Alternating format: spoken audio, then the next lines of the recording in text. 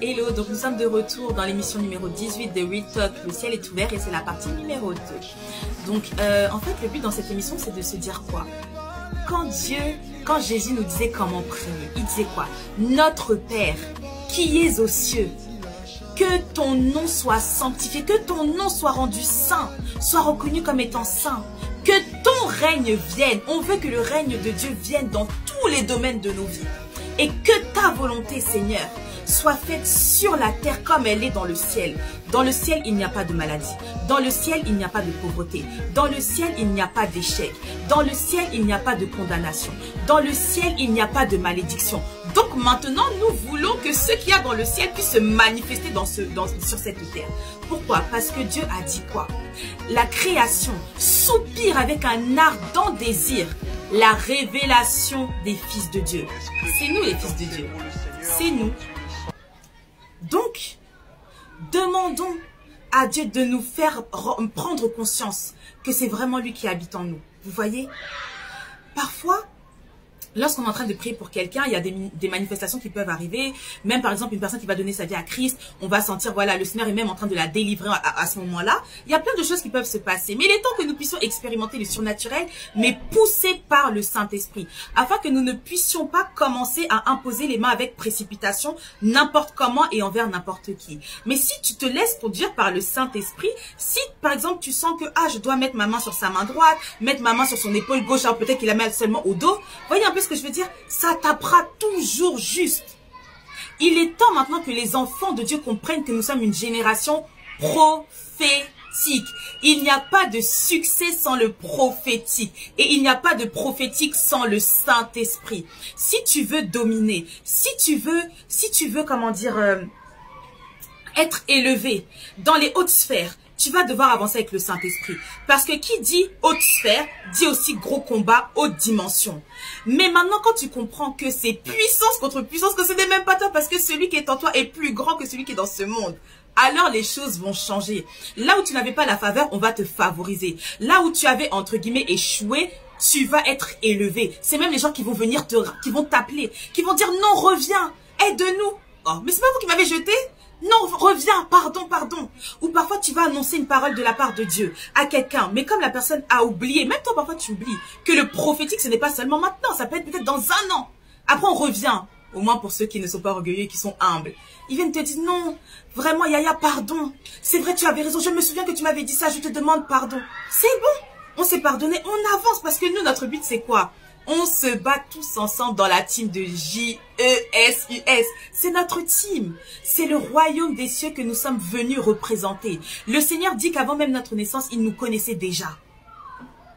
Mais nous alors, est-ce qu'aujourd'hui nous le connaissons? Si tu veux connaître qui est Dieu, lis la Bible, cherche sa pensée pour toi, jour après jour, excelle dans l'interprétation des rêves, excelle dans l'interprétation des songes avec le Saint-Esprit, excelle dans la méditation de la parole de Dieu. Et tu verras que dans la parole de Dieu, il y a des perles précieuses pour toi, des perles précieuses pour ton succès, des perles précieuses pour ton élévation. Voilà pourquoi il y aura des personnes, peut-être qu'il y a des fois tu sens que, moi j'ai même pas l'argent en ce moment, mais on te voit, on dit toi tu es riche. Mais pourquoi tu vois que je suis riche? Mais à un moment donné, il est temps aussi qu'on dit Seigneur, ce que lui, il veut aussi que ça se manifeste. Vous voyez, nous aussi on veut avoir des témoignages. Combien de personnes ont eu des virements comme ça bancaires sans erreur? Jusqu'à même au début tu as peur, tu dis peut-être la banque va me le rattraper. Mais c'est pas la banque, c'est ton Père Céleste qui est là pour te bénir parce qu'il connaît ton cœur. Soyez zélés pour l'éternel. Soyez zélés pour le royaume des cieux. Et vous verrez que c'est même Dieu qui fera en sorte qu'on vienne vous chercher là où vous êtes.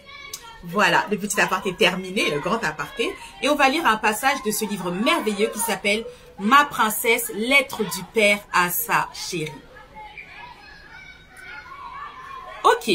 Ma princesse ou mon prince, je te protégerai. Je suis ton bouclier de protection. J'aime ça parce que c'est vrai que quand on est en train de prier pour les gens, on a peur des retours. Mais j'ai envie de vous dire quoi? Pardon. J'ai envie de vous dire quoi? Si tu marches avec Dieu, si c'est Dieu qui t'a envoyé là, et que tu as des retours, ça veut dire que tu iras encore plus loin. Il faut que nous puissions atteindre cette dimension de se dire, Seigneur, ok, je suis combattu, mais merci beaucoup. Parce que grâce à ça, je vais faire des bonds dans ma destinée. On continue. Tu te demandes souvent où je suis au milieu des batailles qui surviennent autour de toi. Tu te sens abandonné sur le champ de bataille. Ne sois pas effrayé et ne perds pas confiance. Ne perdons pas confiance. Je suis ici et je suis toujours victorieux. Je te protégerai. Mais tu dois me faire confiance. Faisons confiance à notre Père. Parfois, je te guiderai vers un abri pour plus de sécurité. C'est un Père responsable quand même. Mais parfois... Attendez. Oui, pour plus de sécurité et pour te restaurer. D'autres fois, voilà, c'est vrai, je te demanderai de me rejoindre au front. Mais tu n'es pas seul sur le front, il y a Dieu à tes côtés. C'est lui qui t'appelle sur la première ligne dans le feu du combat. Il n'y a pas de grande victoire sans feu, hein, c'est vrai.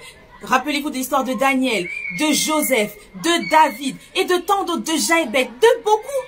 La Bible, ce n'est pas un livre de chevet, c'est notre vie. C'est notre vie.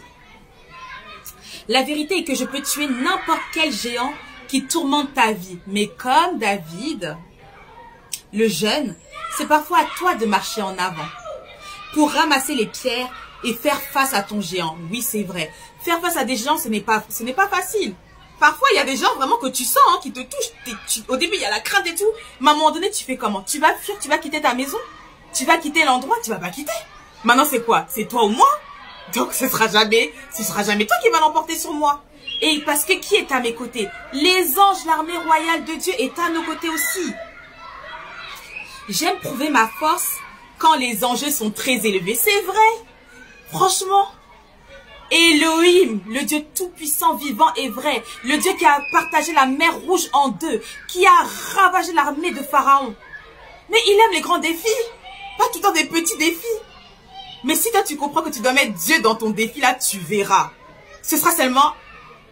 Toi-même tu vas être choqué. Tu vas déclarer des choses mais tu vas dire, oh, ok, mais à ce point là devant mes yeux, il est temps qu'on puisse voir des choses de fou dans nos vies. On doit voir des dingueries. Parce que Dieu il attend que ça. Il attend que ça. Ah Seigneur, gloire à toi. J'aime prouver ma force quand les enjeux sont très élevés et que les probabilités de réussite semblent les plus minces. Je suis vraiment ton gardien et ton sauveur. Je te protégerai, peu importe où tu iras.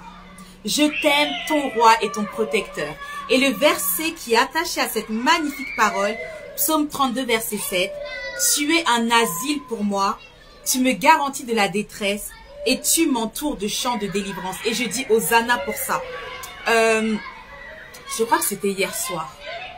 J'avais regardé, oh, AQCT. Faut regarder sur YouTube. Vous tapez AQCT, incroyable. C'est au Canada. Et nous aussi, bientôt, Cogéraf, à l'église Parole du Salut sur la chaîne EEPS TV. Ça va être le feu seulement. Si toi, tu es dans la région parisienne, que tu peux venir, viens. Il y a des temps comme ça qu'il ne faut jamais rater. Bref, j'étais en train de prier et puis je voyais tout d'un coup comme des notes de musique qui étaient en train de m'entourer. Et je voyais les chants de délivrance, les chants de délivrance. Notre Dieu n'est pas transparent. Il n'est pas transparent. Le Dieu de la Bible n'a pas changé. Si tu veux vivre vraiment le poids de Dieu dans ta vie, son cabot de sa gloire, alors mets-le dans chacun de tes combats, dans chacune de tes situations. Et tu verras que l'Éternel est vivant, qu'il n'a pas changé et qu'il veut vraiment manifester sa gloire et sa puissance dans ta vie. Pourquoi ? Parce qu'il t'aime.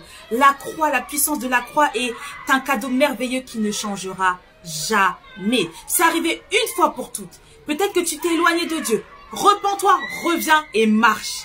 Avance, avance, avance. Ne laisse pas les combats de ce monde t'écraser. Ne laisse pas les persécutions de ce monde t'éloigner de Dieu. Tu pleures dans la présence de ton Dieu. Tu es en colère, tu parles à Dieu. Vous savez, ça c'est une parole que Dieu m'avait donnée. Il m'avait dit, tu sais, quand tu es en colère et que tu parles comme ça là, hein, comme une insensée genre, là tu es en train de pécher. Mais si tu es en colère et que tu me parles à moi, qu'est-ce que tu es en train de dire? Seigneur, viens dans mon combat. Regarde tout ce qui se passe. Il y a ça, il y a ça, il y a ça. C'est trop, Seigneur, je n'en peux plus. Notre Dieu veut entendre ça. Si toi tu es là, tu ne parles pas. Et voilà pourquoi le diable ne veut pas qu'on témoigne. Et voilà pourquoi le diable ne veut pas qu'on se confie à Dieu. Parce que lorsque tu te confies à ton Père, qu'est-ce qui se passe? Tu vas tourner la tête et tu verras que, oh, ces Égyptiens-là qui me tourmentaient, ils sont ouf. Vous voyez un peu? Il est temps aussi que toi aussi tu puisses témoigner de ce que Dieu a fait dans ta vie. Si tu rentres en toi-même et que tu réfléchis à ta vie, tu verras qu'il y avait des péchés qui te tenaient jusqu'à et que tu as surmonté par la puissance du Saint-Esprit qui vit en toi. Remémorons-nous les actions de Dieu. Et là, ça va ça va enrichir notre foi, ça va enrichir notre